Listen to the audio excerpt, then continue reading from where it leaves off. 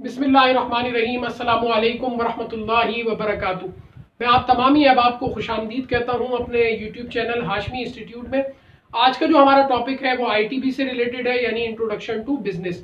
बहुत ही अहम टर्म आज मैं आप लोगों को एक्सप्लेन करने जा रहा हूँ, वो है इन्फ्लेशन। इन्फ्लेशन क्या होती है और इन्फ्लेशन की क्या कंडीशंस होती हैं, जिस कंडीशंस की बुनियाद पर हम ये कहेंगे कि ये इन्फ्लेशन है। किसी भी कंट्री में इन्फ्लेशन आती है, महंगाई आती है, इसके वजह से लफ्जी माने जो होते हैं वो महंगाई के होते हैं। यह मैं लिख देता हूं,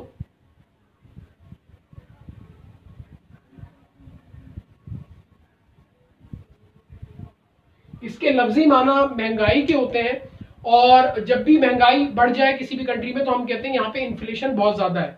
आइए इसकी कुछ कंडीशंस डिस्कस करते हैं, जिससे हमें ये समझ में आएगा इन्फ्लेशन किन कंडीशंस के अंदर होती है। सबसे पहले देखें, जनरल जो इसकी डेफिनेशन है, general increase in the price में पहले पॉइंट पर हूं, ये वाले पे, general increase in the price of goods and services. क्या मतलब ये कि इन्फ्लेशन की कंडीशन जब भी पाई जाएगी तो उसमें क्या होगा कि प्राइस बढ़ जाएगी गुड्स एंड सर्विसेज की। किसी भी कंट्री के अंदर अगर इन्फ्लेशन ज्यादा है तो हम ये क्लेम करेंगे कि यहाँ की गुड्स एंड सर्विसेज की प्राइस बढ़ चुकी है। तो पहला पॉइंट था ये वाला। दूसरा पॉइंट है reduces buying power of the consumer. जाहिर सी बात है, आप इसको एज अ कॉमन सेंस लें कि जैसे पहला पॉइंट मैंने डिस्कस करा, अभी मैं दूसरे पॉइंट पर हूं। पहला पॉइंट जो मैंने डिस्कस करा वो पहला पॉइंट क्या है कि general increase in the price of goods and services. लाजमी सी बात है कि जब भी गुड्स एंड सर्विसेज की प्राइस बढ़ेगी तो यकीनी तौर पर जो बाइंग पावर ऑफ कंज्यूमर है वो रिड्यूस हो जाएगी।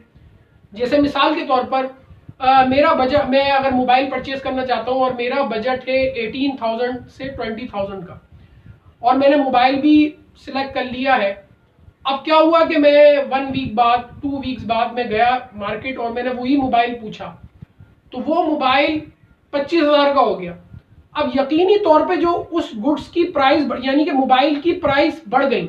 मेरी एक्सपेक्टेशन क्या थी, मेरी बाइंग पावर कितनी थी कि मैं माइंड बना के गया था और मेरे पास इतना ही बजट था 18 से 20,000 का, लेकिन मोबाइल हो गया महंगा, उसकी प्राइस बढ़ गई, तो यकीनी तौर पे जो मेरी बाइंग पावर है वो रिड्यूस हो गई। अब मैं किसी और ऑप्शन की तरफ जाऊंगा। अब मैं वो वाला मोबाइल नहीं ले सकता जो मैंने सोचा हुआ था कि 18 से 20,000 के दरमियान आ जाएगा। अब वो मैं परचेज नहीं कर सकूंगा क्योंकि उसके प्राइस बढ़ गए। तो ये मैंने एक आपको एग्जांपल दी। इसी तरह गुड्स एंड सर्विसेज के जब भी प्राइस बढ़ जाते हैं तो बाइंग पावर ऑफ कंज्यूमर यानी खरीदने की कुव्वत वो जो है वो क्या कहते हैं, कम हो जाती है कंज्यूमर की। तो दूसरा पॉइंट क्या था, reduces buying power of the consumer. यकीनी तौर पे जब प्राइस बढ़ती है, महंगाई होती है, तो बाइंग पावर आपकी जो है वो रिड्यूस हो जाती है। इसके अलावा जो तीसरा पॉइंट है इसके अंदर, इन्फ्लेशन के अंदर, अगर हम इन्फ्लेशन की टर्म को समझने जाए, तीसरा पॉइंट है value of money. Value of money क्या होता है, consumer have to spend, condition दी हुई है, consumer have to spend more money to spend for the same quantity of products. इसको भी मैं एग्जांपल से समझाना चाहूंगा, एक दफा और मैं रिपीट करता हूं। वैल्यू ऑफ मनी क्या होती है, value of money, consumer have to spend more money to spend for the same quantity of products. अगर आप जुमलों पे गौर करें तो ये कंडीशन ये बता रही है, जैसे मिसाल के तौर पर मैं आपको इसको भी एग्जांपल से समझाता हूं। जैसे मिसाल के तौर पर मैं 10 किलो आटा लेने जाऊं। अब 10 किलो आटा जो है वो, लेट सपोज कर लें, आप सपोज कर लें कि 10 किलो आटा मुझे 600 का मिल रहा है। मिसाल क्वांटिटी उसकी कितनी है, 10 kg आटा मैं परचेज करने जा रहा हूं, कितना, 10 किलो, जिसकी प्राइस है 600। अब अगर इसकी प्राइस बढ़ जाए यानी 700 हो जाए, इसमें यही बताया हुआ है, consumer have to spend more money, मतलब अब मुझे क्या करना पड़ेगा, अब मैं लेना 10 किलो ही चाहता हूं, अब मुझे 600 नहीं पे करने पड़ेंगे, बल्कि अब मुझे कितने पे करने पड़ेंगे, 700।